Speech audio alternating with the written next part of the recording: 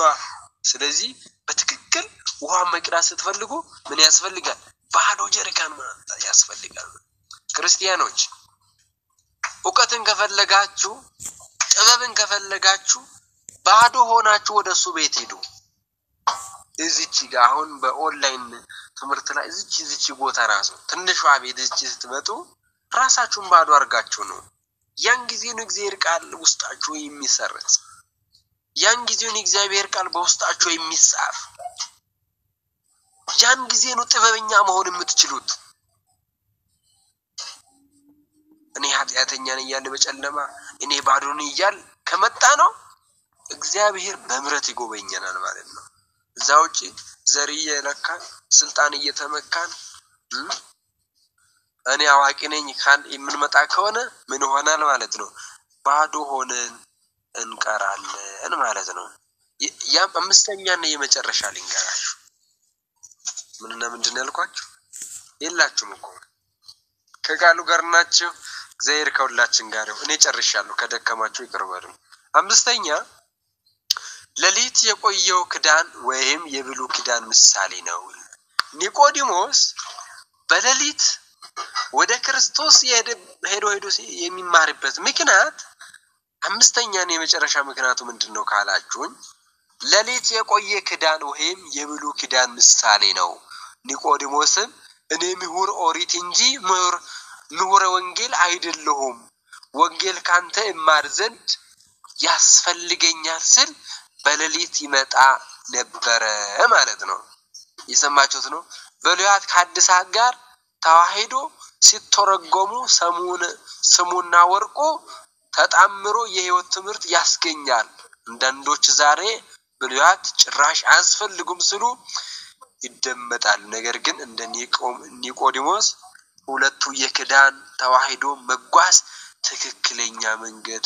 ነው ጌታ ሲያስተምርም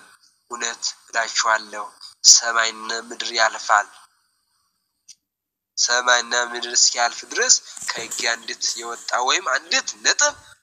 አታልፍም ስል የማቴዎስ ወንጌል ምዕራፍ 5 ቁጥር 18 ላይ ስናገር እናገኛለን ማለት ነው ስንት ነው ያልኳችሁ 5:18 ላይ የማቴዎስ ወንጌል ነው ምናን የመጨረሻና አምስተኛው ኒቆዲሞስ በለሊት ጊዜ ወደ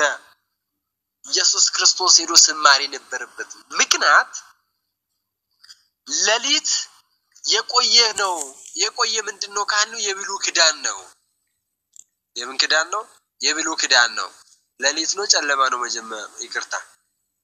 ብርሃን ነው ጨለማ ነው መጀመሪያ የተፈጠረ ኦሪት ዘፍጥረት ላይ ተምራችኋል መቼም ይጣፋችኋል ብዬ አላስብም ለሊት ነው ጨለማ ነው የተፈጠረ ይፈሞዱ ከነቱ ክርስቲያኖች ተድርሳ መልሳ የጻፋችሁ መሆን እርግጠኛ ነኝ ይፈሞዱ ከነቱ ልከነ ቃሉት ያሰማ ከሰማይ እስከ ምድር ምን ነበር ይላል ጥልቅ ጨለማ ነበር እዛ በኋላ ምን ይሆናል ብርሃን ይሁን ስል ብርሃን ወጣች ጨለማና ብርሃን ተከፋፈሉ ይላል 24 ደቂቃ ፀሐይን በቀን አነገሰው ጨለማ ላይ ደግሞ ቋክብትንና ጨረቃዎችን ምን አደረገ አነገሰው እንዲፈራረቁ አደረገ ይላል ስለዚህ ጨለማ ይቀድማል ከብርሃን ብሉ ክዳን ይቀድማል ከአዲስ ክዳን ስለዚህ ብሉ ክዳን የቆየ ክዳን ነው የቆየ ቃል ክዳን ነው እኔ ምሁር ነኝ ተምሬያለሁ የተማርኩት ግን የብሉ ክዳን ትምህርት ነው አሁን ደግሞ አዲስ ክዳን ያስፈልገኛል